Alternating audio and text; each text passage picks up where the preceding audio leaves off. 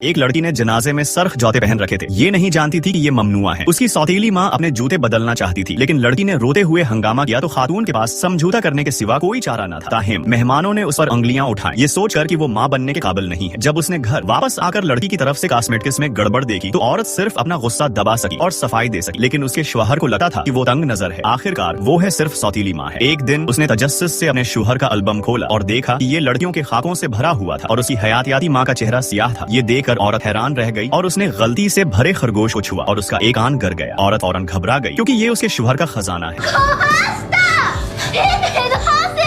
لیکن لڑکی اس کے پاس خوش ہو رہی تھی۔ شور کی وجہ سے عورت کا سر گونجا رہا تھا اور اس کے جذبات فوری طور پر قابو سے باہر ہو گئے۔ لڑکی کو فریاد میں روتا دے کر خاتون پرسکون ہو گئی اور پھر عاجزی سے لڑکی سے معافی مانگی اور اسے راز میں رکھنے کو کہا۔ لڑکی نے موقع پر ہی رضامندی ظاہر کی، لیکن پلٹ کر اپنے باپ کو بتایا۔ شوہر کو جب اس کا علم ہوا تو وہ موقع پر ہی برہم ہو گیا اور خاتون کو ڈانٹے ہوئے کہا کہ وہ ماں بننے کے بالکل بھی لائق نہیں ہے۔ اس جملے نے عورت کے زخم کی جگہ کو مکمل طور پر چھو لیا، اس لیے وہ پیچھے مڑ کر دیکھے بغیر گھر سے چلی گئی۔ غیر متوقع طور پر لڑکی نے اس کا پیچھا کیا، اس سے التجا کی کہ وہ وہاں سے نہ نکلے۔ اس منظر نے عورت کو یاد دلایا کہ اسے بھی اس کی ماں نے چھوڑ دیا تھا۔ وہ کافی دیر تک درد سے لڑتی رہی، لیکن آخرکار لڑکی کو دھکیل دیا اور پیچھے مڑ کر دیکھے بغیر چلی گئی۔ وہ مایوسی کے عالم میں ریلوے ٹریک پر آئی، اس نے لڑکی اور اس کے گندے اصل خاندان کے ساتھ گزارے ہوئے وقت کو یاد کیا۔ آخرکار وہ اپنی زندگی کا خاتمہ کرنے کے ارادے سے ٹرین کی پٹری پر لیٹ گئی۔ نازک لمحے میں جب ٹرین وقت پر پہنچی تو اس کا شوہر اچانک نمودار ہوا اور اسے بچا لیا اور دوبارہ شادی کی انگوٹھی پہنائی۔ اصل خاندان کا صدمہ سوتیلی ماں اور بچی پر سایہ کی طرح منڈلا رہا تھا۔ سوتیلی ماں نے نئے خاندان میں ضم ہونے کی بہت کوشش کی، لیکن شوہر لڑکی کی مرضی کو نہ سمجھ سکا، جس سے خاتون مایوسی کا شکار ہو گئی۔ لڑکی کا بظاہر جان بوجھ کر رویہ زچگی کی محبت کی خواہش